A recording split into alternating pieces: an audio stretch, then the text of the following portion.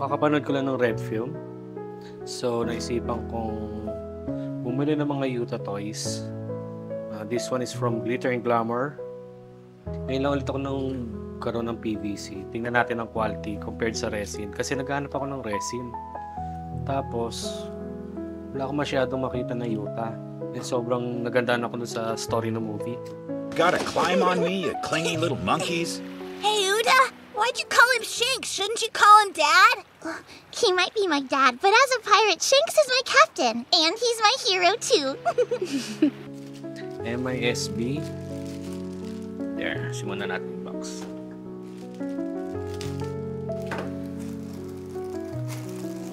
Malaki din siya, ha? Pwede.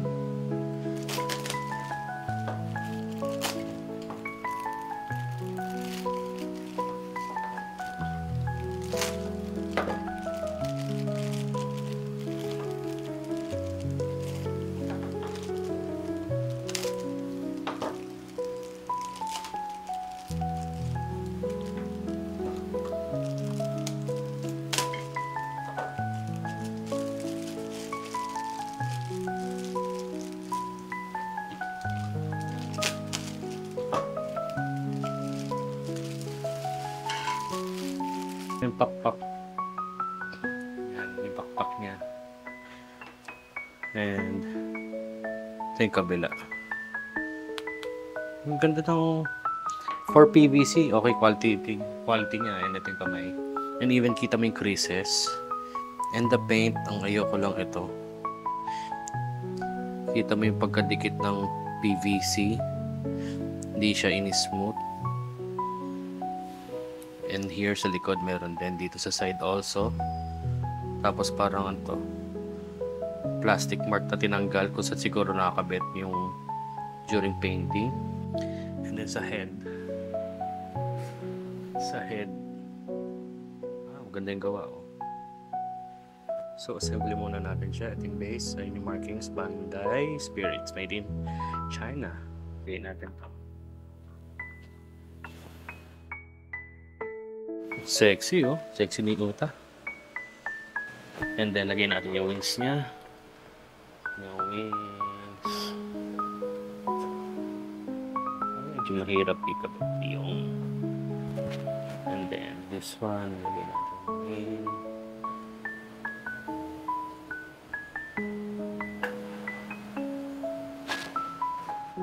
So, kailangan mo ng puwersa pala, no? Mahirap ikabit. Kailangan mo ng pressure.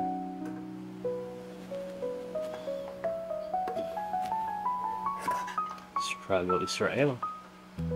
And then, ito, balik natin yung wings na tinanggal natin kanina.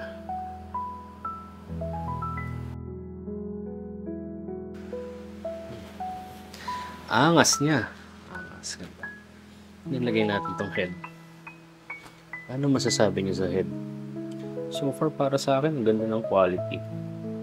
Ganda ng expression. And then yung eyes, hindi siya printed. Parang sticker siya.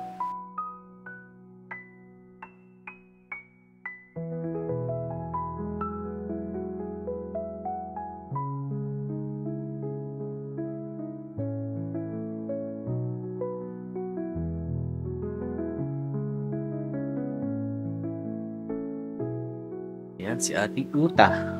Sa harap ata dapat tong hair. Sa harap. Hair. Yan. Pag nilagay mo shadow, kita mo yung paano dinikit yung dalawang PVC. Hindi ko alam paano lumulusot sa mga studying ganitong mga flaws. Like dito sa Glitter and Glamour ng Yuta. Makikita mo siya. And then dito ulit sa baba. Ito natin. Ayun. Kita mo paano dinikit yung plastic. Pwede naman nilang masilihan yan at remedyan eh. Pero I don't know.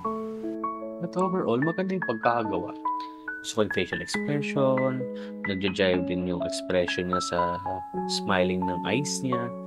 So, walang disconnect in the proportion sa body, head-to-body ratio is, I think it's good. The wings could have a better details. But the wing, especially the pink one, reminder siya nung like cape ni Doflamingo. Kaso, hindi siya masyadong ma-detail.